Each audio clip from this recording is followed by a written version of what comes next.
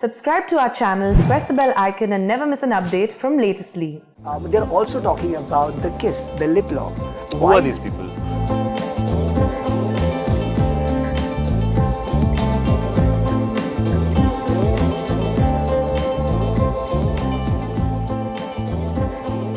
When actors are good looking, their charm tends to get more attention than their craft. Kiara Advani and Shahid Kapoor are stunning to look at.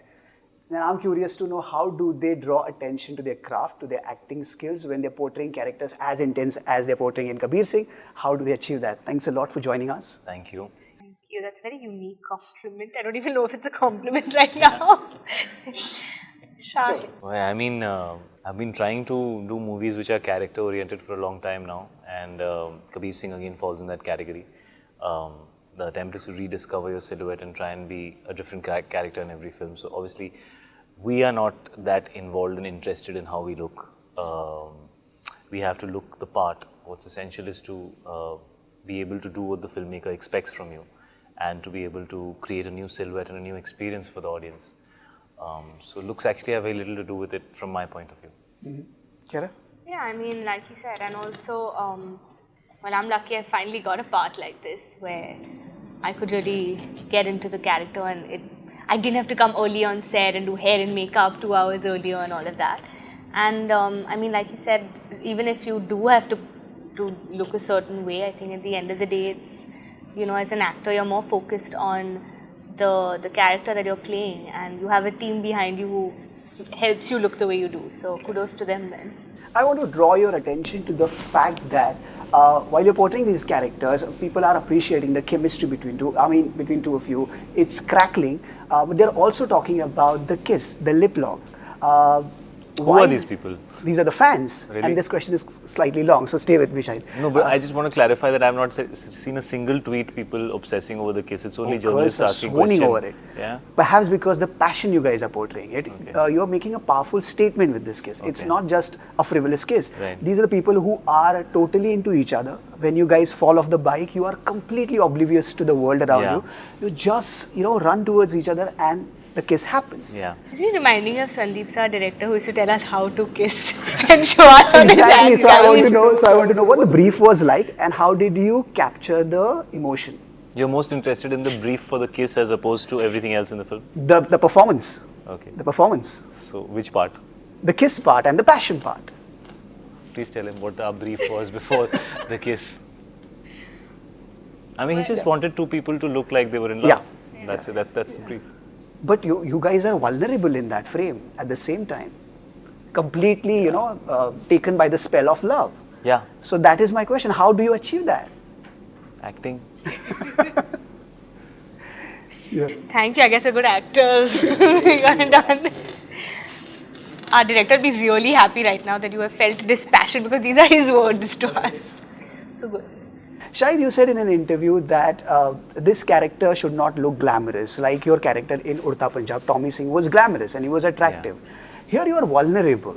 But at the same Glamour time, and attractive are two very different things, correct, first of all. Correct. But that character looked glamorous. Yeah, he had to because because he was a a rock star. He yes, was a rock star. Yes. But here, even in your sadness, you're looking attractive.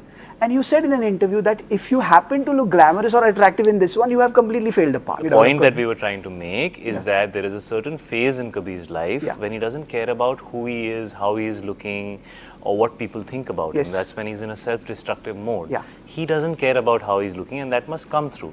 Now, when people tell stories about people who are going through a human journey, which is an emotional arc, sometimes even when they're not looking their best, they might come across as being attractive. Correct. But those are two very different things. Correct. How you view somebody and how they actually are depends on the filmmaker's representation and presentation of that.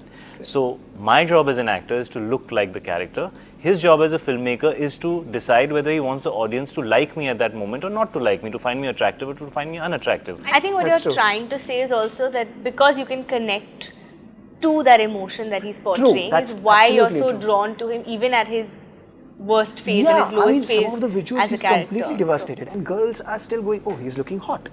Because you can connect to it, so that's what they probably mean with the I also emotion. feel that what I have understood from how people feel and how women feel is, I think every woman wants to be loved the way Kabir loves Preeti. Totally. For her to Yeah, for her to be somebody who can be loved so much that she can never be forgotten. It's a huge compliment for a woman or a man to know that somebody can love you so much that they can never get over you. Yeah. And maybe that is what makes them feel attracted or pulled towards the character. Yeah. I don't think it has to do with the physicality of it. Totally. You know? By doing so, are you getting the old school romance back on the table? We thought we were making quite a edgy, new age film, but yeah, I think. I mean, in this age and day where Tinder is the thing, and here you are portraying an intense, passionate romance where guy. Listen, I've heard of totally people divorced. who have met on Tinder and gotten married. Oh, yeah. So I think today it's not about, you know, we can't. Not every relationship is so frivolous. Yeah, you gotta kiss many frogs. Sometimes, unfortunately, to find your prince, and that happens, and that's okay. But at the end of the day, I think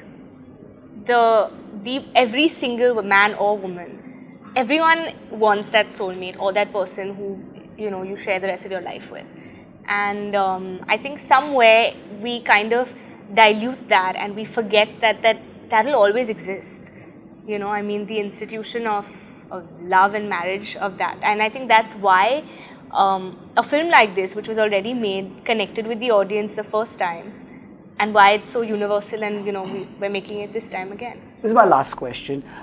Going by the arc of the characters you're playing, the storyline, has there ever been a scenario in your personal as well as professional life, perhaps you were on the edge and then you pull yourself back to normalcy? Has that ever happened? I mean, I guess if you ask anybody that question, everybody would say yes. Yeah. I mean, there are points in your life when you're feeling like you're at your best. There are points in your life when you're feeling you're at your lowest. Yeah. There are points where you feel where you're in control. There are points where you feel you're not in control. So I guess that's normal. Lessons to learn from, perhaps? Yeah, of course. I mean, lessons, no lessons, but that's life. You know, you can decide what you want to take away from it. Correct. Yeah. All the best for your film, and thanks a man. lot Thanks. for doing a film as good as this. Thank you so much, man. Thank you, Shahid. It's a pleasure. Thank you. Pleasure.